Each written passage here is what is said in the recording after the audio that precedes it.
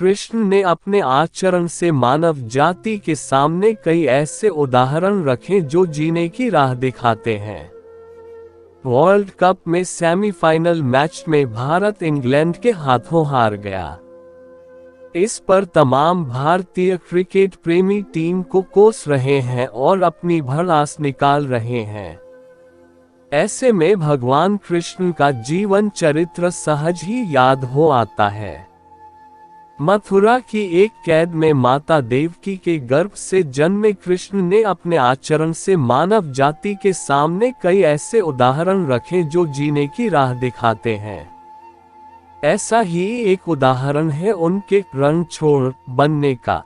जी हाँ, एक बार कृष्ण भी युद्ध को बीच में ही छोड़कर मैदान से भाग गए थे, फिर भी शत्रु का वध हुआ और हजारों निर्दोष नागरिकों की सुरक्षा हुई।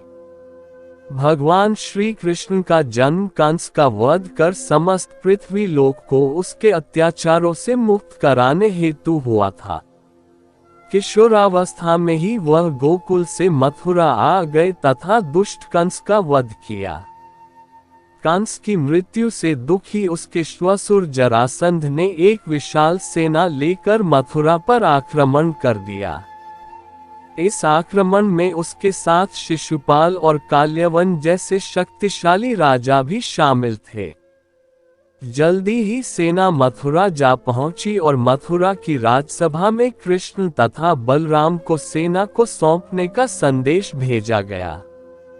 इस युद्ध को टालने तथा मथुरा के निर्दोष नागरिकों को बचाने के लिए कृष्ण ने रातों रात वहां से सैकड़ों किलोमीटर दूर समुद्र में एक नई नगरी द्वारिका का निर्माण करवाया।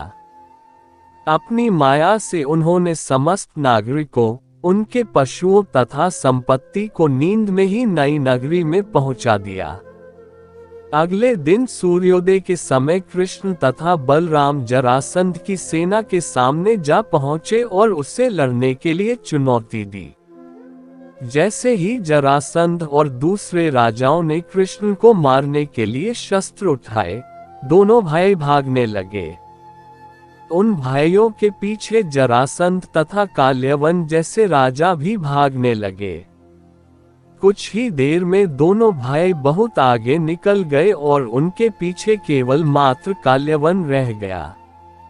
उसे देवताओं ने वरदान दिया था कि उसकी हत्या किसी अस्त्र या शस्त्र से नहीं होगी। ऐसे में वह निर्भीक था और लगातार कृष्ण का पीछा करते करते एक गुफा में जा पहुंचा। गुफा में राजा मुच्चुकुंद सो रहे थे, जिन्हें इंद्रदेव ने वरदान दिया था कि जो भी उन्हें उठाएगा वो उनके देखते ही जलकर भस्म हो जाएगा।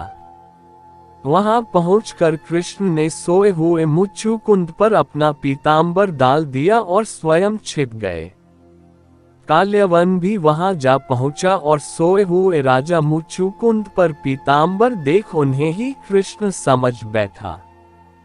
उसने मुच्चुकुंद को उठाने के लिए लात मारी, जिसके कारण उनकी निद्रा खुल गई और उनके देखते ही काल्यवन वहीं पर जलकर भस्म हो गया।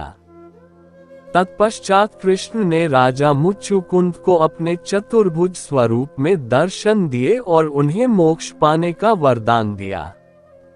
वहीं दूसरी ओर जरासंध और बाकी राजा पूरी तरह से खाली मथुरा देखकर वापस लौट गए।